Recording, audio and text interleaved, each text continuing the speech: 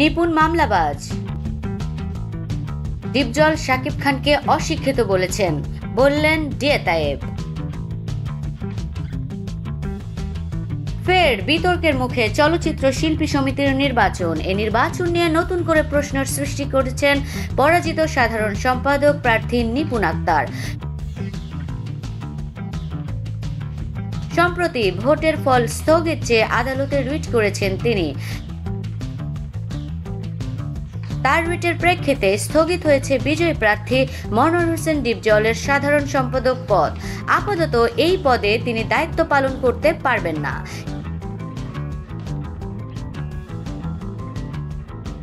এই দ্বন্দ্বকে কেন্দ্র করে শিল্পী সমিতির সহসভাপতি চিত্রনায়ক ডিএ তায়েবের বিরুদ্ধে মামলার হুমকি দিয়েছেন এই অভিনেত্রী। তবে নিপুণের হুমকি হেসে উড়িয়ে দিয়েছেন ডিএ তায়েব। এক অডিও বার্তায় তিনি বলেন, সাইবার ক্রাইম মামলার মেরিট কি, ভেতরে কি থাকতে হয় তা উনি বোঝেন না।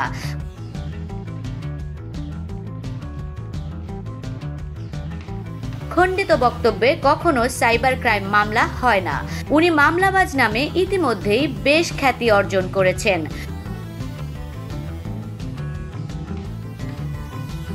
সম্প্রতি মনোয়ার হোসেন ডিপজলকে এক সাক্ষাৎকারে অশিক্ষিত বলেছেন ভোটে পরাজিত নিপুণ আক্তার।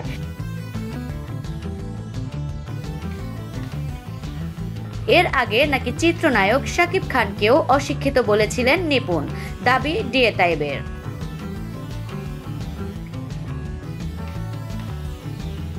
এ প্রসঙ্গে তিনি আরো বলেন, ডিপজল ভাই নিঃসন্দেহে চলচ্চিত্রের একজন অনেক বড় মাপের মানুষ। তাকে চলচ্চিত্রের মুভি লর্ড বলা হয়। আর শাকিব খান দেশের 1 নম্বর সুপারস্টার। এই দুজনকেই তিনি একবার করে অশিক্ষিত বলেছেন।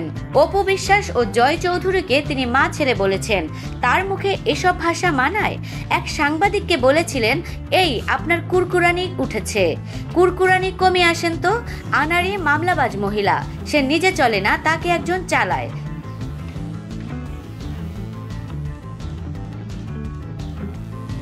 তার পক্ষে এখন একটা লোকই আছে, আর কেউ নাই।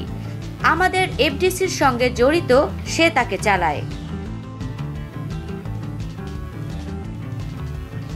নিপুণের শিক্ষাগত যোগ্যতা নিয়ে প্রশ্ন তুলে এই অভিনেতা বলেন, উনি বোঝেন না মামলা কাকে বলে। আমার সারা দেশের ভক্তরা নিপুণের বিরুদ্ধে মামলা করতে চাচ্ছেন। তারা যদি মামলা করেন তাহলে তার জেলায় জেলায় হাজিরা দিতে হবে। দিনের পর দিন পার হয়ে যাবে এভাবেই। ইনশাল্লাহ একদিন ওনার 2 থেকে 3টা মামলার তারিখ পড়বে।